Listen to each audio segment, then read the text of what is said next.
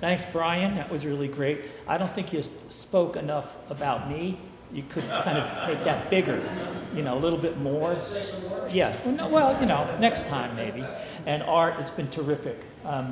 Getting to know you better, and I have such high regard for the work that you do, and it's inspiring to me.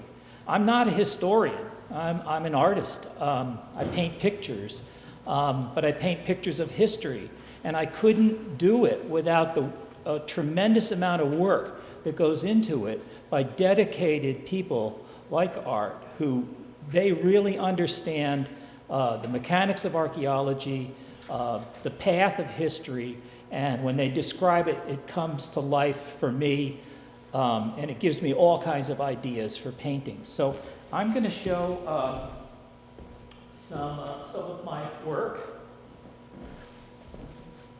and hopefully we can see it okay. This is my studio. This is where I've been painting in here. Well, my wife and I have lived in the house that adjoins the studio. This is our 50th year in that house. I know I don't look that old, but believe me, I am. This is, well, you know what this is. This is New York State. And you can see that New York is very clearly defined by these two very distinct waterways. The Hudson River, which leads into the Champlain Canal, up to Glens Falls, Plattsburgh, and out through the Erie Canal, all the way from Albany through here, right to Buffalo. This is a painting that I made kind of along that same path. This is Canajoharie, New York. These are Mohawk Indians and the long houses that they lived in near Sprakers. These are Mohican Indians. It's a different tribe. This is just south of Albany. This is the Papscany Island encampment of a very small family group. They had a wigwam. We too, they grew corn and beans there. These are Munsee Indians. I did this painting about 2 years ago. The Munsees were further down the Hudson River. That 250-pound sturgeon that you see them taking out of the Wallkill River, the bones of that fish have been found by archaeologists about 50 feet from where this painting is depicting. So we know that they were catching very big sturgeon there and able to land them. This is a Dutch bark.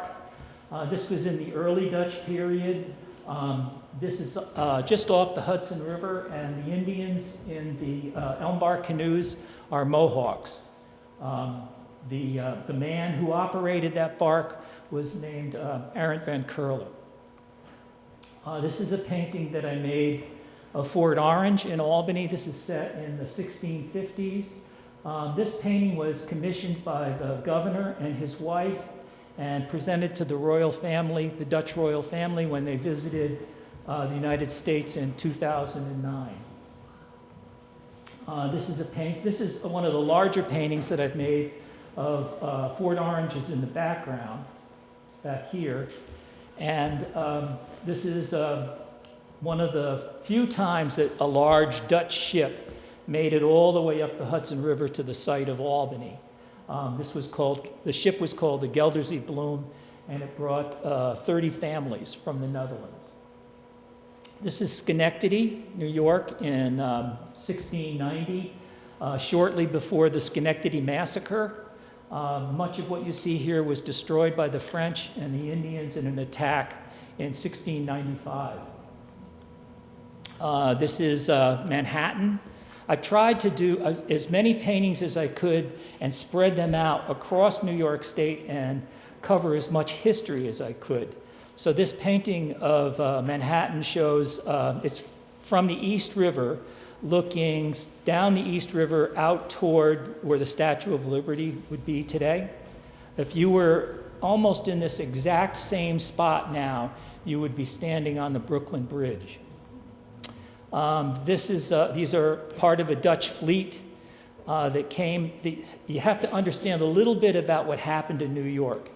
In 1664, up until 1664, from the time of Henry Hudson, the Dutch were involved in New York. They had set up a city in Manhattan and forts on 3 rivers. In 1664, the English came and took it back. And in 1673, a rogue fleet from the Netherlands sailed back to America and took the entire colony back again. The commander of the fleet, an admiral named Cornelius Evertson, was court-martialed because he had no orders to take it back. As a matter of fact, when he got back to the Netherlands and said, "We have the colony back," the Admiralty said, "What are you doing? You weren't supposed to do that. We don't want the colony back." So they basically traded it back to England. But that was part of his fleet. And this is the tip of Manhattan, another Dutch merchant ship loading. This is Yonkers. This is Albany, and now we've moved up into the 1700s. This is a sailor from that time period on his way ashore. This is one of the few paintings that I've done outside the area. This is set in the 1740s. This is Quebec. And this was a lot of fun to do. Believe it or not, I did this painting for a museum in Minnesota. I don't know why, but I had that commission. But I enjoyed making it. It was a great picture. This is a Hudson River sloop. I don't want to take too much time, but there's some funny stories about these paintings, so I'll tell you a few. Pete Seeger and I had done a program together, and I really liked him a lot. I knew him a little bit, but he seemed to be interested in the paintings. And so I gave him a print of this, and I said, this painting is titled Horizon of the Last Sailor. Now, these sloops had huge amounts of sail, and I'm only showing one guy on the deck of that sloop. And so I apologized when I sent my picture down to Pete. I said, "I'm sorry, I know they had crews much larger, but I'm only showing one guy." And he wrote back and said, "Don't worry about it, Len, they're all asleep below deck." This painting is titled The Baker's Wife, and it's an English-style building. This is when the colony had kind of changed over and it was part Dutch and part English. And people have asked me, what's going on here? Why is the woman leaving this house? And I say, you have to make up your own story about her. I don't know why she's leaving. This is a farm, the Mabee Farm in Rotterdam, New York, outside of Schenectady. Those buildings, except for the barn, are still there, and it's part of a historic site that's operated by the Schenectady County Historical Society. And this is a painting of Kingston, of the Rondout Creek near Kingston, and a few of the major steamboats of that era. The Mary Powell is one of them, and the Albany is also in that painting. As a matter of fact, we have someone here from the Hudson River Maritime Museum, who I'll be talking about in a few minutes, Mark Peckham. And Mark and I have worked on a number of projects together, and Mark is affiliated with that museum. This is Troy, New York. Now we've moved up a little bit more into the era of railroading. And this is Syracuse, Washington Street in Syracuse. And a lot of people, when I show them this painting, they say, "Really? These trains came through the middle of Syracuse?" This was the main line tracks of the New York Central Railroad. And it wasn't one train a day. It was 100 trains a day. And there was a saying in Syracuse that there was never a time, day or night, when there wasn't a train on Washington Street. So I don't know if you can see this in the details, but people are trying to get out of their cars, and they have to wait until this train passes. And this was in the days of this started in the days of wood-burning locomotives and right into the era of steam locomotives. So if you were living on one of the upper floors of those buildings in the summertime, you better have kept your windows closed or washed your clothes pretty often. This is Schoharie, New York. I did this The building that was used as their depot is still there in Schoharie. The railroad is long gone.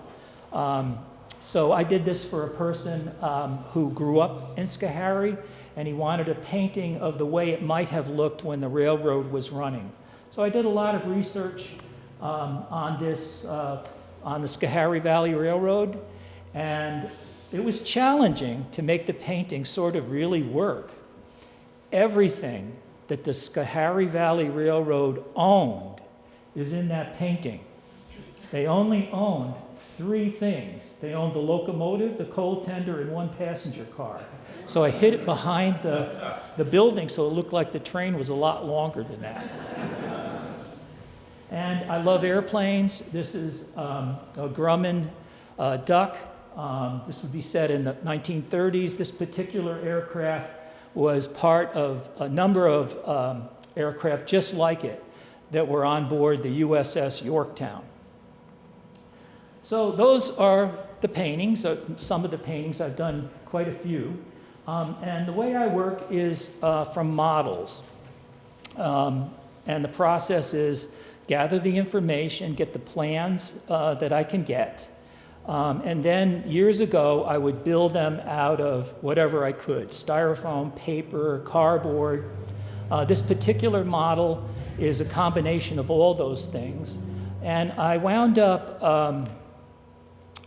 creating the sails from plaster cheesecloth.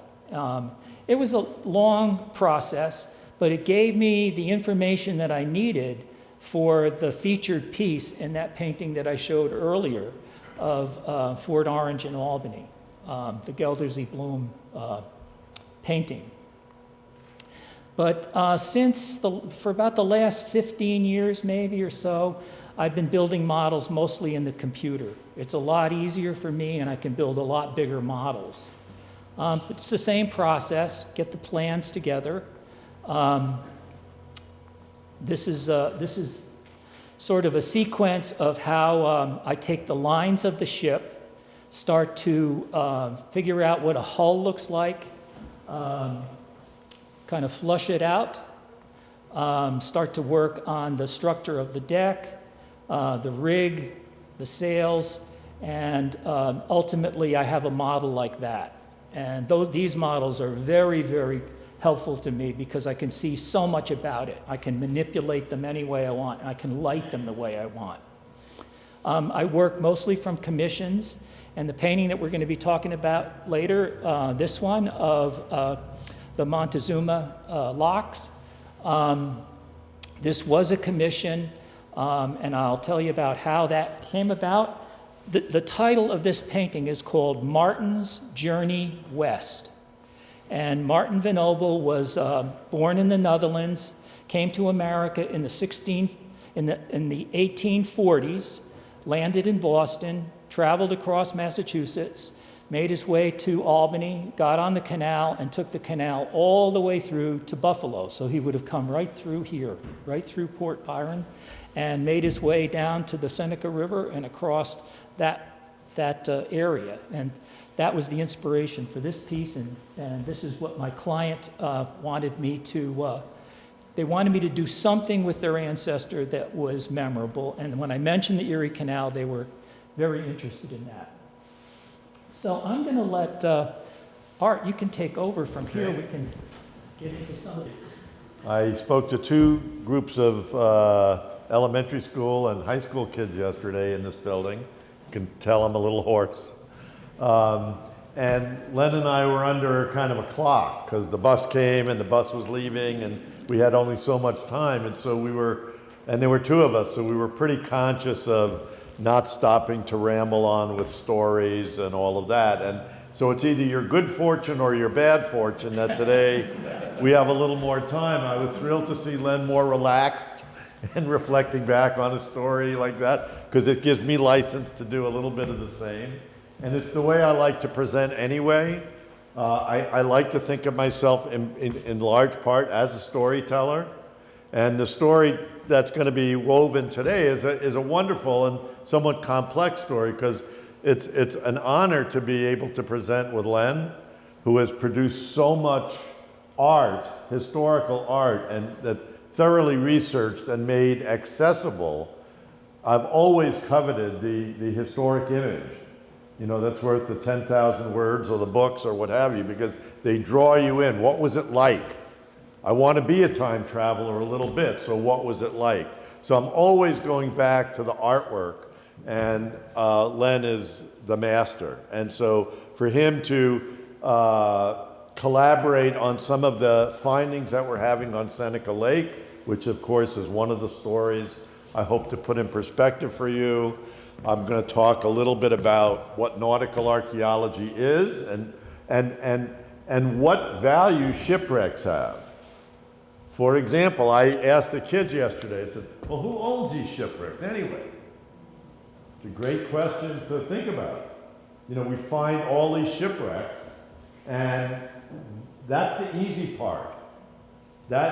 Understand the most important thing I'm going to tell you about shipwreck archaeology is that finding the shipwrecks is the very easiest part of the job. You should get no points for finding the shipwrecks.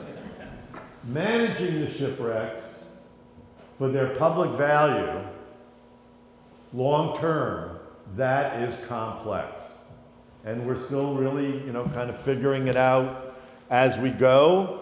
And the stuff we're doing now in Seneca Lake, and I wanted to also use, this is not Seneca Lake, this is Lake Champlain, which is kind of where I come from. I've spent 40 years studying the history of Lake Champlain, and I have systematically, with an extraordinary team of very talented people, systematically examined the entire bottom of Lake Champlain. We've accounted for over 300 intact wooden shipwrecks from every historic era that is represented in Lake Champlain's history. Where history happens, people leave their stuff.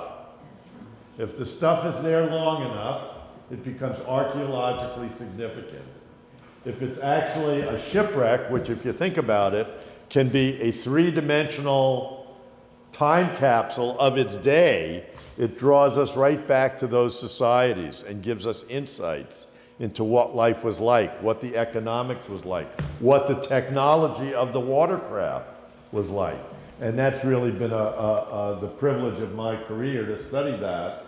And it's really the lessons we learned on Lake Champlain that allowed us to come to Seneca Lake, and I'll explain to you how that came about, and I think been reasonably successful at finding a tremendous number of intact wooden ships on the bottom of Seneca Lake.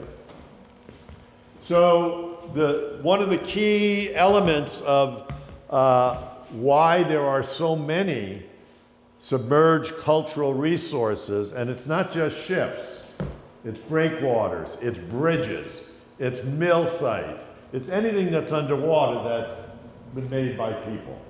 And so the reason for the ship collection is really, to me, and Len has already presented it, it's the interconnected natural waterways that were navigable.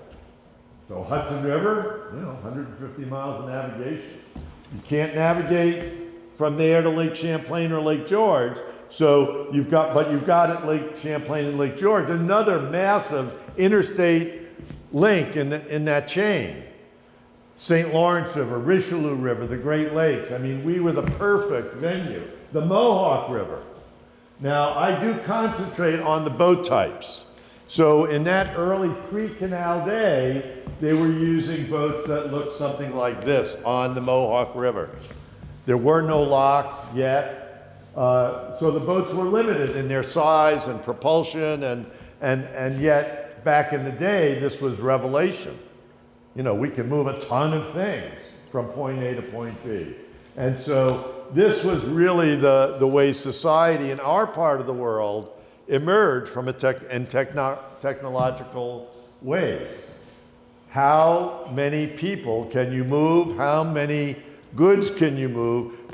You have great farmland out here, but you can't get your products to market. End of story.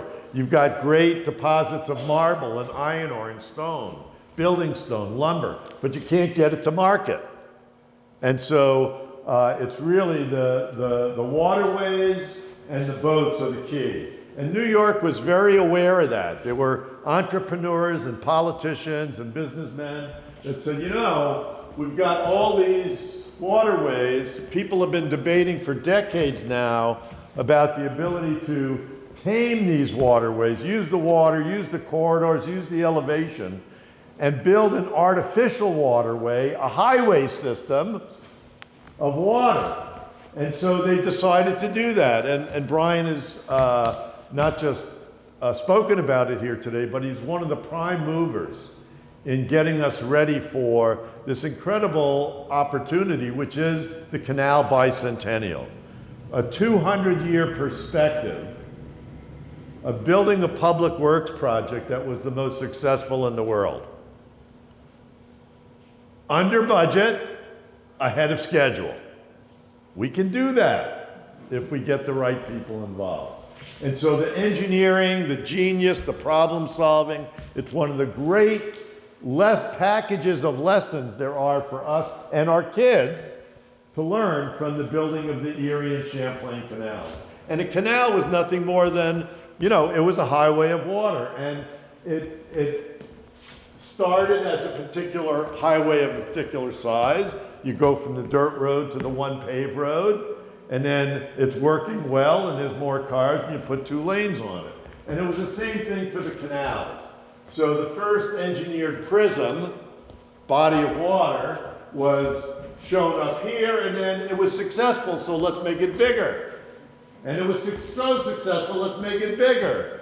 And it's not so successful because of the railroads, let's make it bigger so we can compete. So there's lots of interesting societal impacts and motivations and pluses and minuses. And every time the canal enlarged, the locks had to enlarge. Because it's not really about the canal and the locks, it's really about the boats. The system was made for boats, and the boats were made to do particular tasks. And the bigger the boats, typically, the more happy they were. And the boats were built big enough to pass through the locks. And they didn't waste a lot of space. So you could stick a slip of paper between the boat and the lock. And that's what you wanted. You wanted to be able to load the greatest amount of goods and still fit. And so that's always been the incentive for the boat builders. And at the time that the canal opened in 1825, there were primarily 2 classes of boats operating on the river. Besides the Durham boats and canoes that still stayed on for a while, you had the development of a packet boat.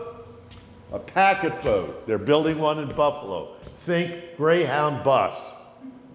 That's what they were. They were people movers. We've kind of forgotten about those boats because they didn't last that long. They lasted about 40 years. And, you know, this is the classic, you know, people dancing on the roof because they're so happy to be on the new canal. And they can go up and down. And they were fast. These were express buses.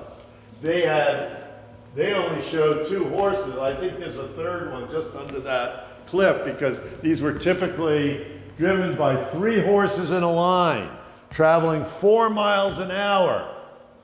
They had the right-of-way at the locks. And they moved people up and down the system, east and west.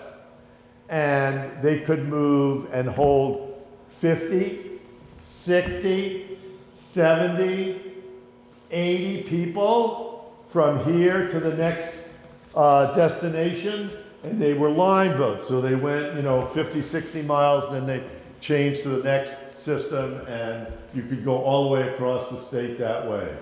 And then there were the freight boats.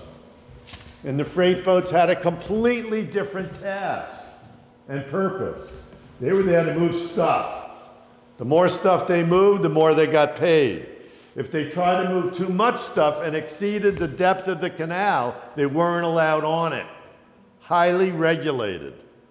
You let an overflowed boat go on the canal, it creates a roadblock. And so they were highly regulated, And think about this. This is a really good slide for this. This boat is heavily loaded. When we talk about boat shipwrecks in Seneca Lake, a lot of the boats we're finding are loaded boats. They have their cargoes. And so a loaded boat with its cargo has very little freeboard, very little maneuverability when it's in a tow. And so they're really good boats. People say, oh, you found so many canal boats. They must have been terrible boats. They weren't terrible boats. They were great boats, well engineered, well designed by their builders, but they had really difficult tasks. And they were working in November and December. And that's when a lot of these wrecks were found. Not all of them. And what's great about this system, what I find very romantic about the system, even though to the people operating the system it wouldn't have been that romantic, is that all of the power to those packet boats and those freight boats for the first 100 years of the canal came from draft animals. Horses and mules walking on an engineered towpath, which still exists. You guys ride your bikes on them, hike, walk today on them. They're the greatest legacy of recreational adaptive reuse that you might be able to think about. And so we're very lucky about that. And I love the fact that this was a draft animal system. One of the things we get to study are things like the stables on the boats. You know, what was it like? What was the boat like that is literally fitted with a moving stable, swapping animals out? I'm particularly taken with that because I worked with draft horses. And what's also really interesting about these boats, even though I often equate them to the tractor trailers of our day, the freight canal boats of their day were performing the same function in their society, but they were operated not by a driver with a commercial driver's license. They were operated by mom, dad, and the kids. These were typically family-operated businesses and their home. And so here you have, they're now on the Hudson River. You can't use horses on the Hudson River. Boats, canal boats on the Hudson River coming from the west are all rafted up together here, being towed by 3 steamboats. The big one in the middle, and these 2 smaller ones, which are dropping off and picking up boats. This was a very integrated, highly regulated system. There were fees for everything. It's a great study. And the sociology of who these people were and what their lives were like is one of the great new emerging studies of our region. And I'll just mention this because this is going to be a theme for a number of other parts of my talk. There was another type of boat that we now know was invented and used at about the time the canal opened. And we talked about horsepower, mule power, steam power, but on Lake Champlain, some smart Yankees developed a boat that we now call a sailing canal boat. A boat that was a canal boat in size and shape to fit through the locks of its day, but had the ability to put up a sailing rig on Lake Champlain, Long Lake. You could sail from the northern end of the lake 100 miles to Whitehall and enter the canal and get there under your own power without paying anybody for the tow. When you got to the canal, of course, these sails had to come down. And they actually had Billy King's